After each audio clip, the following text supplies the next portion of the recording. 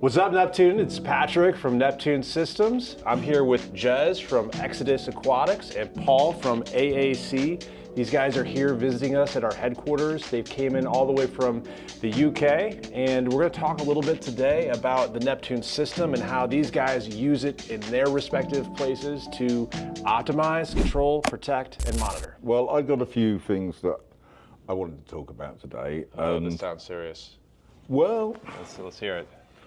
So I really want to find out how you're obviously a bit of an expert at this point in finessing Neptune systems for control of the aquarium. So what Paul and I want to do is compare what you do here to what we do in the UK. So I know Paul runs all his commercial systems for a retail store and his seahorse farm and his coral farm using Neptune. So I want to get a feeling of how you put forward things in the US and your experience to how Paul does it in the UK. I like it. Geographical variations in Neptune programming. Yeah. I think that could be the title. Yes. Or the subtitle. How we do it versus how the Americans do it. I'm interested. I mean, are there changes? Like how do you run how many systems do you use to control your Apex systems to control your? Currently we're running about 6 systems that are all monitored at AAC. And I think one of some of the most important sort of changes to the store over the last few years is having the ability to travel like I've done today. And but, you know, although I've got a great team, they can't keep an eye on absolutely every single part of the store and farm and things. Yeah. So it's a really good sort of insight to have Neptune on my phone to see that water levels are right and things are running. But it's interesting, we were discussing earlier on about the way I use a level sensor and solenoid and versus the way that you was just describing. Maybe that would be interesting to some people. We were saying about the level sensors, weren't we? Yeah, yeah. And you do it slightly different to how I would do it, don't you? So. Yeah, I mean, that's the cool part. I mean, I think what you hit on, Paul, is that like the fact that you can use equipment to actually improve the reliability of your systems. And, you know, a guy like Paul, right, he's running a store, you've got a farm, you've got a lot of livestock. This matters to you. But I think it also matters to, you know, average person who's, you know, has an aquarium at home. But the question is, how can we leverage technology to not be there for the sake of it, but just to actually be helpful? Because there's certain ways in which, you know, you can overdo it, right? Yeah, yeah. I think the sort of basic things are that I think that would apply to the hobbyist and from the commercial sort of retail and coral farms and things. Some of the most basic things, knowing that, sort of relating back to the level sensor, knowing from that one product you can tell whether things like your return pump are working correctly and your ATO's working correctly, and that gives a lot of sort of insurance or knowledge when you're away from your aquarium, you know. So that's where I see that those things can cross over from, say, trade into hobbyist, and sort of gives a high level of insurance knowing that if your water levels are running correctly, then most times everything else is running correctly. Yeah, and I think one of the things that when I came into the hobby, and I've learned over the years, you know, because I've been doing this since, I don't know, 2003 now, on a long enough timeline, I don't care what piece of equipment it is, but it's gonna crash, you know, eventually. Everything does. Everything's gonna crash. And so have you tested your insurance plan? Like what happens when that goes? And then subsequently, are you prepared to deal with it to make sure that the animals that you're taking care of, either for, you know, your own house, like, you know, your family is enjoying, or commercially, right? That you're going to be like a responsible steward for that. And there's so many ways to do it. I mean, tell me about the way you're using, because I think one of the things, Paul, that you mentioned that was super interesting is that the parameter you're looking at is literally the level of your sump. Yes, because I think that for someone like me tells me an instant story. So if the water level, I think, just saying again, if the water level is correct in your sump, you know straight away from that one kit that your return pump's not fouled, your ATO's not fouled. But it's interesting that when I decided, say, with the seahorse system, the commercial seahorse breeding system that I have, you know, I wanted Neptune on it, and yes, I put the level sensors and those basic bits of kit, but it's interesting because I never thought that with a commercial fish system that pH would be so fundamentally important. So I discovered with the coral systems, we all know the usual typical values, say, you know, from 7.8, 7.9 to 8.4, say, for a range. But when I moved from the seahorse breeding facility from home, where I didn't really bother with pH too much, now I've scaled it up, I'm seeing massive declines in pH due to waste, yeah, and probably due to alkalinity consumption, because you wouldn't imagine it on a fish system. Are you measuring ORP as well? Yes, we're measuring, yeah, absolutely. Do they correlate? Yes, all the time. We see that correlation all the time on there. It's really interesting when you can map certain things. Like I overlaid on the Fusion dashboard pH up, because you get this nice sinusoidal wave in a reef tank, and then alkalinity.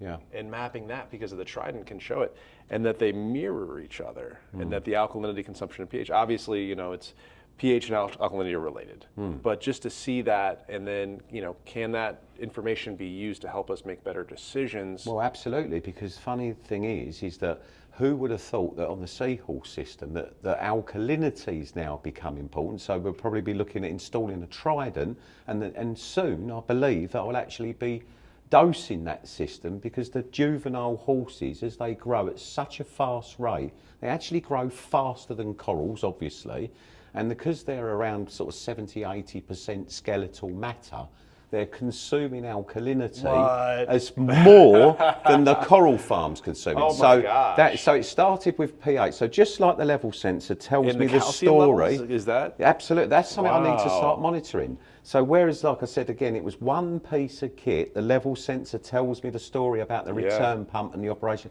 The pH actually has prompted me to now start measuring alkalinity. And you would never guess on 1,000 litres with just 200 or 300 juvenile horses growing that the alkalinity is dropping as low as 4, DKH as low as 4. Oh, wow. So I think that with a lot of Neptune equipment, sometimes you buy a piece of kit that you think is doing one particular job, but it's actually telling you the story of lots of other things that you perhaps should be doing. Absolutely. It's what you read into each accessory is where I believe that, you know, you can learn a lot from that. So for me, it's not just installing kit just because the kit's there and it gives me that insurance when I'm traveling. It's also what story it tells about each system. So now I realise that if you get really big into seahorses and rearing seahorses, you really ought to be looking at installing a DOS on a commercial system, which I'd never even contemplated. Right. So that's where I sort of see each accessory. It always tells me more than the actual accessory that you buy. I think whilst we're talking about all the sort of technical aspects of it, I think one of the things that I like most about the Neptune system is how easy it is to configure. Now, when I first met you and the store was just coming, you actually said to me, terrible. We were talking about commercial products and you were going, I can't deal with technology. No. Well, I'm really fortunate that I do have, I'll give him a shout out. Obviously got Joe Chambers helping me program a lot of this stuff, but what I know you're leading to, when it was first available to me, Neptune, coding's not my thing. I'm too busy running a store and coral farm and things, but what with the Task Manager now, I mean, Task Manager has made it so much easier, and I've seen that Task Manager grow over time, no doubt. We need to sort that thing. Yeah. There's so many right now. Yeah, but I'm loving it, because any piece of equipment now, if there's something you need to do, it'll walk you through it step by step. Yeah. And that's made life, I think. Because I think somebody like from my era of reef keeping, and I have probably owned every controller that's ever been made at some point or other, most people, and sold quite a few of them to different customers, my view always was that they were always too hard for the average person to get hold of and get into programming. So they just became very expensive pH monitors. Right. Yes. Yeah. Oh, I've got a pH. Oh, what's my pH? They're not using any of the safety features to protect their investment. They're not because it's all too difficult to do. And I think what you get with the Neptune is you get a system that's pretty much foolproof to do all the basic things that you want. Now, I think we can do a better job, Okay. honestly, with certain making that accessible.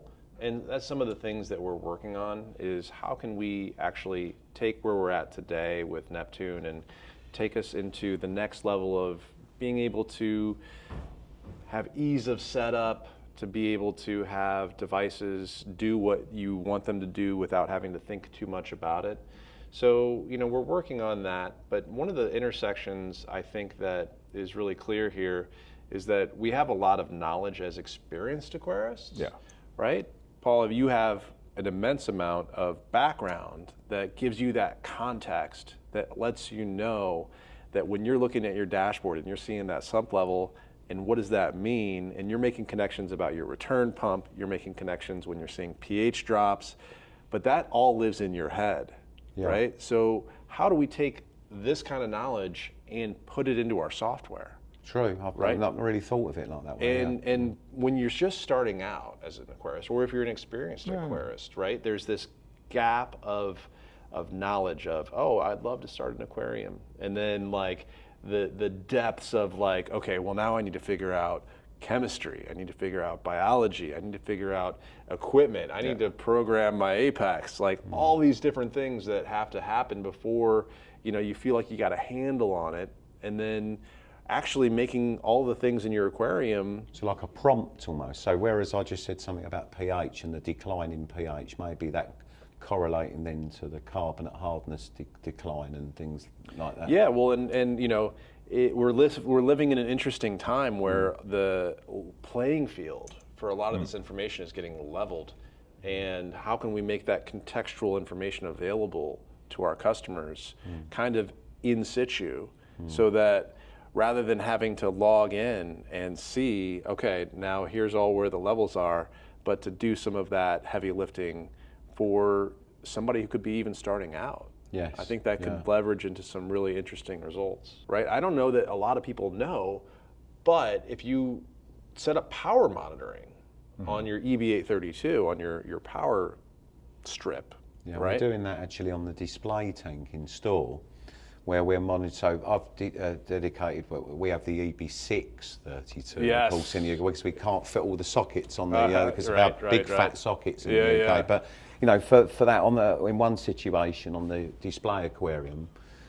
which is obviously where the public interact with that part of the business, I'm power monitoring all of the flow pumps on there. So I can always, and one of the things I'm getting, as I'm getting a bit older, I'm getting a little bit forgetful.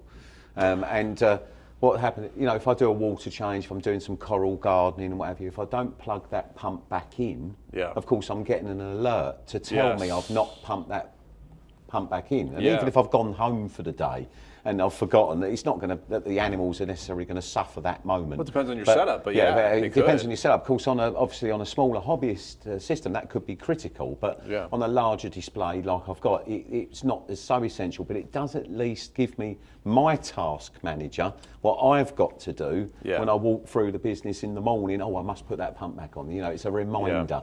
And I think that's something as well, if anyone's looking to getting into a Neptune system for the very first time, that's where I think the power monitoring and the EB632, the controllable sockets, for those that maybe not know what one is, but they are a wonderful piece of equipment, and I certainly wouldn't do that. I think we've got EB632s pretty much on every single system across the store now, doing the monitoring. It's a wonderful insurance policy.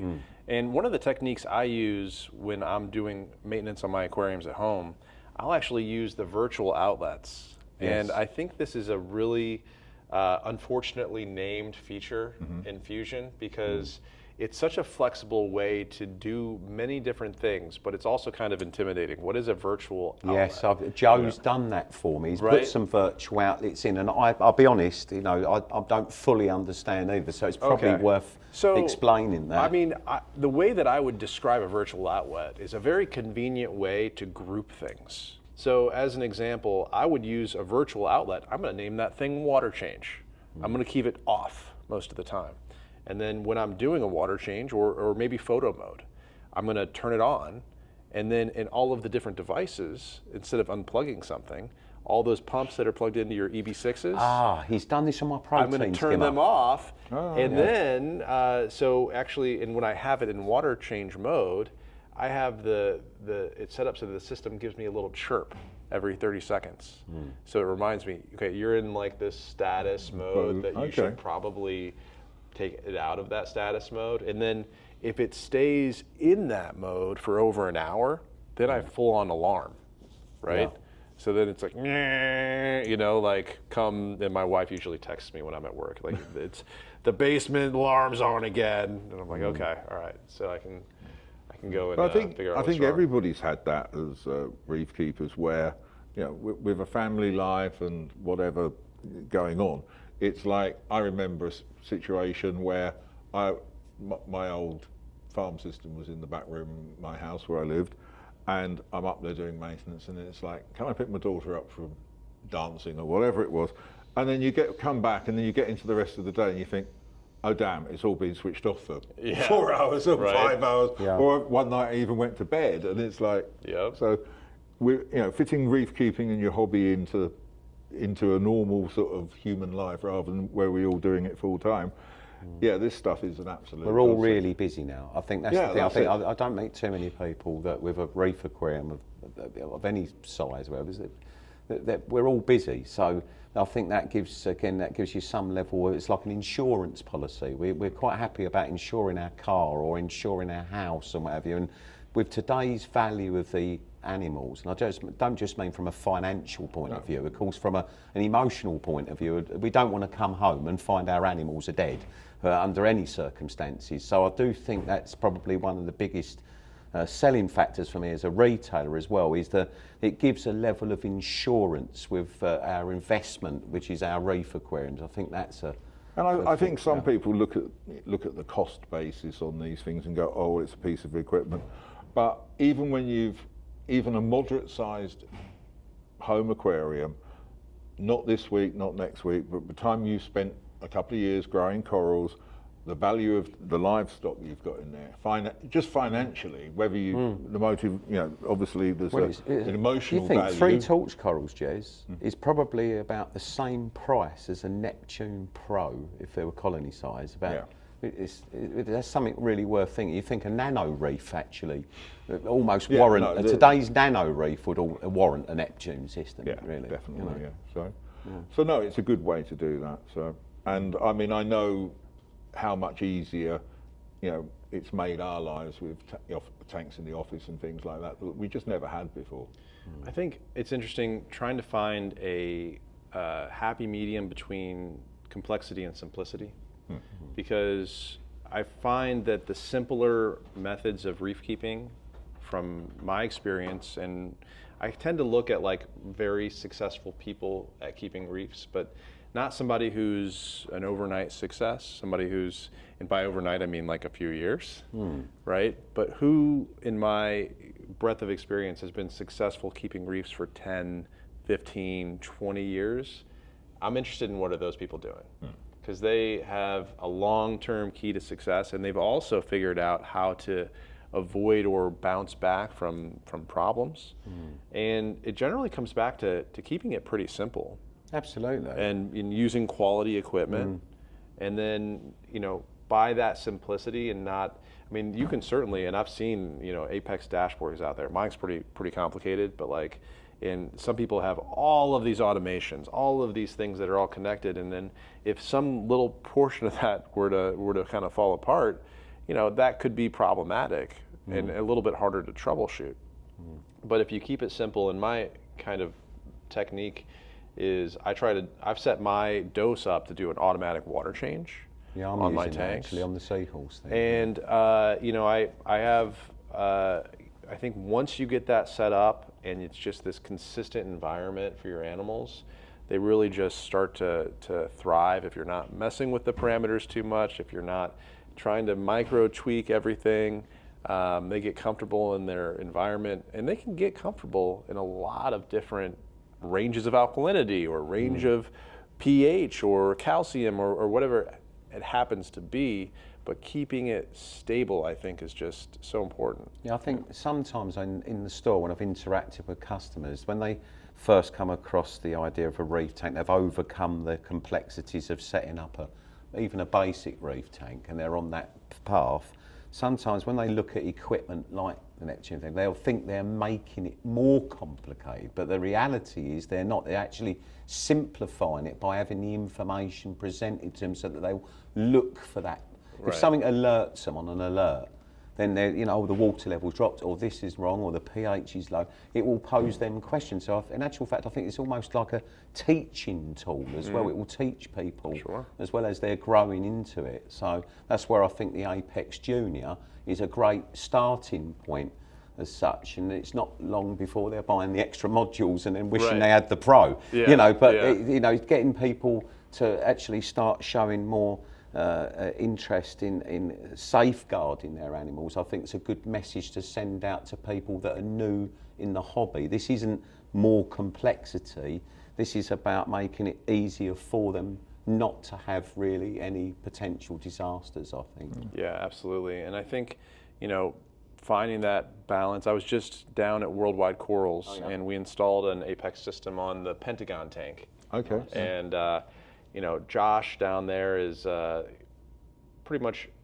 manages all of the aquariums and all of the systems, and highly successful team. Vic and Josh and Lou and everybody down there knows what they're doing.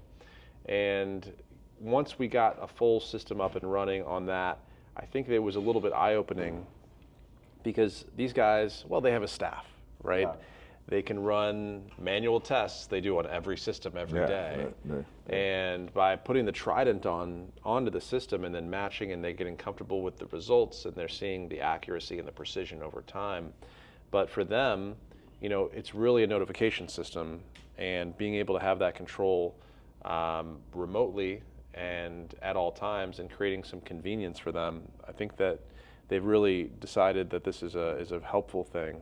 I'm surprised actually that more stores don't have it, because I wouldn't run my store anymore without it. Yeah, so I did it originally. Obviously, you start, don't you, out, and then, but once you've had one system, as such, then you want every system covered. Right. But it's interesting that even those, I've got staff and we're running around. You'll be amazed at how many alerts we might get during the day where, maybe the people have sold an awful lot of corals and they've forgotten to top up the system. We do a lot of manual top-ups because, of course, in the trade, if you're bagging corals up all day, you don't want it to keep topping up with RO. You can't use a standard ATO on a commercial coral selling type system, say.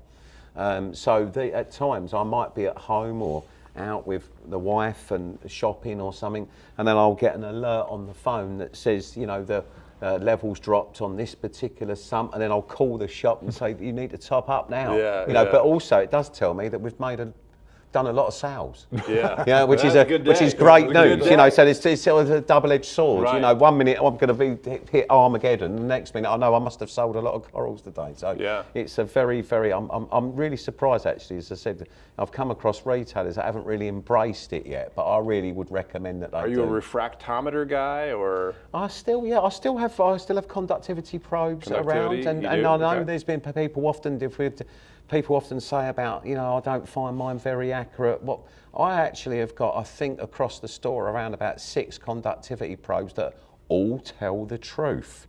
So I think a lot of the people, if they're experiencing any issues with conductivity probes, often it's about placement. So, I always make sure that, the conductivity probes are up where the downpipes from a weir are, rather than down in my return pump section, where it's obviously you have a huge magnetic overload from a return pump and things. So I still use a refractometer. I still check things manually, despite the control and the things like that, because I think you should always check your work. I do weekly. I do HANA testing. I do various other test kits for different parameters, but I double check the system once a week. One of the things I love is the hydrometers. Because I've had experiences with these refractometers going, somebody drops it. Oh, you've only got to put one down, haven't you? A little bit hard. I've had very bad experiences with the handheld, the handheld conductivity ones, or even the calibrated mechanical ones. But you know what never fails? My hydrometer. Glass hydrometer. A glass hydrometer every day of the week. Is the temperature correct? The water, I mean, you got to worry about that just a little bit, but I use like a 500 mil flask. Yeah. Right? And The then big one. Yeah, Like- yeah. like and then the you big- just scoop the out big the one, water, yeah. and then you just bob it up and down right in there, and real quick. But like I've never worried that number is lying See, to I've me. had probably in my lifetime around about 40 of those because I break every one of them. So I revert back to the refractometer. But I think with refractometers, you're absolutely right. They should be calibrated. In fact, the staff team calibrate every day, if not 3 times a day. Well, and I've had the calibration solution be bad and off. Well, that's yeah. Yeah. So I think you alluded to the idea then around about task manager. Is that expanding more? Because obviously we were talking earlier on about I'm not a technophobe, but I'm not very confident around coding and programming, and and I know there'll be many people out there that perhaps haven't jumped into the idea of getting into a Neptune system because they heard 5-10 years ago you needed to know how to code and things. Of course, with task manager, which I think's really perpetuated people's love for Neptune, are we going to see more on task manager soon? Yeah, I think I can answer the question 2 ways. One, that is the direction, and I work with the engineering team, I've been part of the engineering team here, and we all understand that making this easier for people when they set the equipment up and when they're managing things is a good thing. When you think about user design and a user experience, rather than, I think, a model where we're trying to have a configuration of equipment, I think sometimes when you're building something and you want to change the settings, you're kind of in this mindset of, okay, well, it's like equipment centric. So we're kind of shifting to be more solving problem centric, which is a little bit of a different mindset. So that's something that we're working on. Another thing I will say is it's amazing how far these AI, LLM, models have come. And if you propose what you're trying to accomplish, it will actually write the advanced code for you, Right. with a pretty high degree of accuracy. So, if you describe the situation to a ChatGPT or Perplexity or Grok or whatever, those models have read all of the forums. Yeah, of course. They have a deep knowledge of, and I often, when I think about the oscillate function, sometimes I sweat. I get a little sweaty. I forget where the parameters go. So I might even ask that question because turning some function like that, which is very powerful for things like I use it for my automatic fish food feeder. And using the oscillate function can make it really easy to control that on and off cycle so that I'm really feeding in the intervals that I want. Yeah. And then, a simple request to get that statement right and then, fine tune it and check it. But, something that is as important actually as nutrient import into your tank. I mean, with seahorses, right? You've probably got to feed them very regular intervals. There's certainly on the juveniles, that could be as much as 8 to 10 times a day. Right. So they're at real heavy demand. As adults, maybe sort of 3-4 times a day. But there is an awful lot of work in feeding. Yeah, and to automate some of those things, and for me, I'm paranoid by nature, so I'm always double checking my automatic feeders. I'll stick a lid underneath them, and a couple times a week, just to see, okay, how much is in the lid? Is it still feeding? And then I'll weigh it to make sure, like, okay, the number, it's usually about 1 gram per feeding of I'm doing dehydrated mixture right now. Yeah. But I'm using the plank feeders with the augers, and I've got that hooked up to my EB832. I love the setup because it is bulletproof. It delivers the same amount of food every time, and I've got a very large variety of different types of particle sizes and food sizes that are in my auger, and it works really well. Sorry, Pat, what was that you were saying? What device is that you're talking about? It's the plank. I've not come across it actually. Yeah, that might be something I need to look into. I think it's a U.S. manufactured product. We'll put it in this caption below. Yeah, I'll link. be How nice about that? to know what. Yeah, Yeah. sure. Presumably with an auger or whatever, it can take multiple sizes of It food. has both an auger and then a mixing mechanism that mixes the food inside of the container. Okay. That they both work in concert. I've kind of done a little retrofit to mine. So there's a tube coming down, and I put mine right above my Vortec pump, so that the Vortec is actually pulling the water through the system. Those old things. Ah, the old Vortec, huh? Yeah, little known fact, wasn't always the Neptune guy. I was one of the Ecotech Marine founders. Yeah. So, yeah, and we still do all that here in this building. But yes, so Vortec on pulse mode. So I'm pulsing I think it's every 300 milliseconds, so 0.3 of a second. And so I'm getting kind of this oscillation, kind of like an old school Tunzi wave box motion. Oh, I love a Tons wave box. I've got one in store set up. You know, I love them. Tunzi wave box. Yeah. Man, I don't see many of those around No, anymore. there's not many, but I've always been a fan. I had one Yeah. early doors as soon as it came out, and I've always had them. I've always had one in my life somewhere. I've always had a Yeah. wave box in Yeah. my life at Yeah. one point or another. Early on, Tunzi was a big inspiration for us at Ecotech. Yeah. You know, and what they were doing with the Wave, with the Stream series rather, and the Wave box, and trying to create our own contribution to that, and that's one of the reasons why we came up with the Vortec pump. Jez remembers. I remember. It was one of the first customers. Yeah, back in the day. Interzoo 2008. I remember. No, It's it was funny. before that. Before that. It Yeah. was before that. Did we meet before? Yes. Okay, well, you reached out to us then. Yes, we reached out. Yeah, I reached out to you. 07? Yeah. Maybe somewhere like that. Maybe It's before. funny. that. I was reminiscing Because on this yesterday. because it was the metal. The first ones you shipped us was the metal box with the volume control. Yeah, the first MP40. Yeah.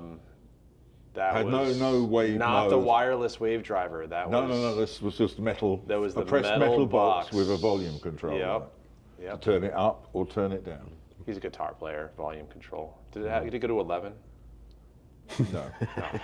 It's funny, I was And it was reminiscing on this yesterday Yeah. because I remember when I first ever saw Ecotech at that same Nuremberg trade show, Interzoo. Yeah. And I literally walked across the room, and I know it was a very small booth, and I can't remember who was standing in that booth.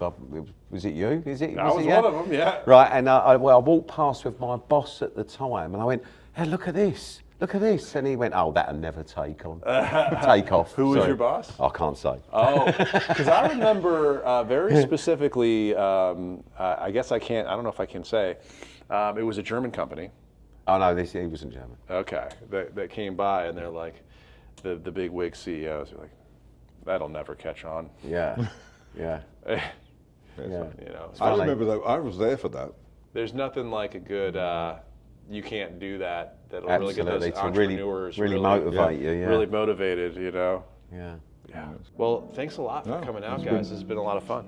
And we've covered a lot of ground. Thanks, Pat. It's been really great. Very cool. All right. Until next time. Till next time. Thanks a lot.